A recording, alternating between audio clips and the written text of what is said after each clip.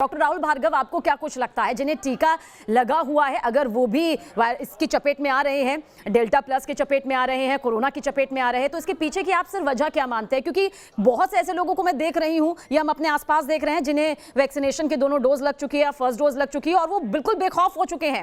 Mask उनके पास नजर नहीं आता है, किसी तरह से सैनिटाइजेशन का उनको फिर वैल्यू उनकी नजर में बहुत कम हो चुकी है। आपको क्या लगता है, ये भी इसके पीछे की एक वजह है? तो इम्पोर्टेंट इसमें एक बात तो यह है कि कोरोना वैक्सीनेशन वाले लोगों को हो सकता है, आपको, मुझे, आप और हम कैरियर हो सकते हैं कोरोना के, और हम उसको आगे ले जा सकते हैं उन लोगों तक जो अनवैक्सीनेटेड हैं, क्योंकि अभी देश में सिर्फ 30% लोगों को ही 1 डोज लगी है और 10% को 2 डोज लगी है, 7.5-8% को 2 डोज लगी है। तो मास्क, 2 गज की दूरी का तो कोई दूसरा ऑल्टरनेटिव सबीना जी नहीं है।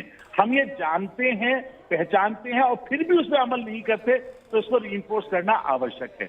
रही बात कोरोना के होने की, तो हमारे अप नॉर्थ में जो नॉर्थ इंडिया था, जिसमें उत्तर प्रदेश था, मध्य प्रदेश था, दिल्ली था, इसमें ऑलरेडी 70% को कोरोना अप्रैल और मई के महीने में हो चुका है और टीकाकरण के बाद भी कोरोना हो सकता है, क्योंकि हम उसके नंबर्स ट्रैक कर रहे हैं, क्योंकि हमें जागरूकता है। तो न्यू नॉर्मल सबीना जी अब ये होना चाहिए, नंबरों को छोड़ने, नंबरों की रेस की जगह हमको 2 चीजों पे, आंकड़ों पे देखना चाहिए कि कौन से वो लोग हैं जो एडमिट हो रहे हैं, कौन से वो लोग हैं जिनमें मृत्यु हो रही है, वो वैक्सीनेटेड है या अनवैक्सीनेटेड है।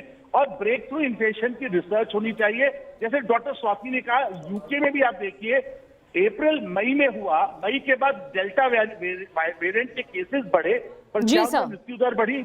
नहीं बढ़ी सबीना जी। तो हमारे देश में भी एक दिन ऐसे ही आएगा कि हम ज्यादा से ज्यादा लोगों को वैक्सीन लगाने के बाद कोरोना को एक इन्फ्लुएंजा लाइक इलनेस में बदल देंगे, जिसमें हर साल में 30-40 हजार लोग आएंगे। बिल्कुल, और बहुत जरूरी है, बहुत जरूरी है जो आप बात यहाँ पर कर रहे हैं। देखिए, वैक्सीनेशन एक सबसे बड़ा हथियार है, लेकिन इस हथियार को लगाने का मतलब ये नहीं है कि आपने अमृत यहाँ पर पी लिया है। आपको उतनी ही सावधानी यहाँ पर बरतनी होगी, ये लगातार हमारे पैनलिस्ट कहते आए हैं। डॉक्टर स्वाति, आपको क्या लगता है, अगर लाखों के मुकाबले अभी केस देखें तो काफी हद तक काबू में आए हैं, लेकिन केरल और कई राज्य ऐसे हैं जहां पर केस बढ़ रहे हैं। पिछले 5 दिनों का जिक्र करें तो केस बहुत ज्यादा यहां पर सामने आ रहे हैं, पॉजिटिविटी रेट भी जो है वो भी ज्यादा आ रही है। इसके पीछे की आपको वजह क्या खास तौर पर लगती है? क्यों ये राज्य जो है वो कंट्रोल करने में नाकाम साबित हो रहे हैं?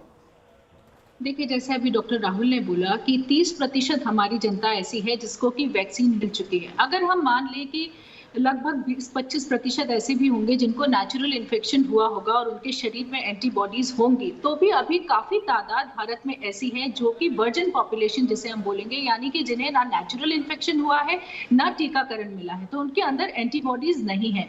और ऐसी स्थिति में इन लोगों में कोरोना का संक्रमण फैलने की संभावनाएं लगातार रहेंगी।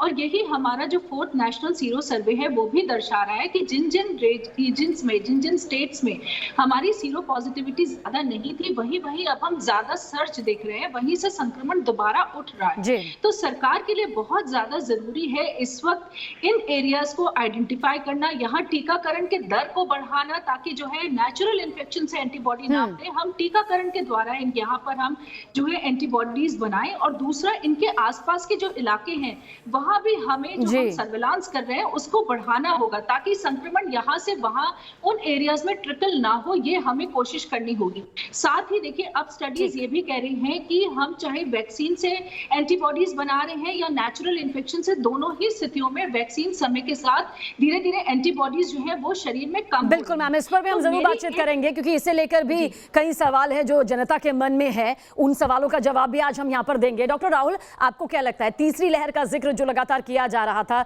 दूसरी लहर के वक्त भी यही सोचा जा रहा था कि जब तीसरी लहर आएगी तो क्या होगा?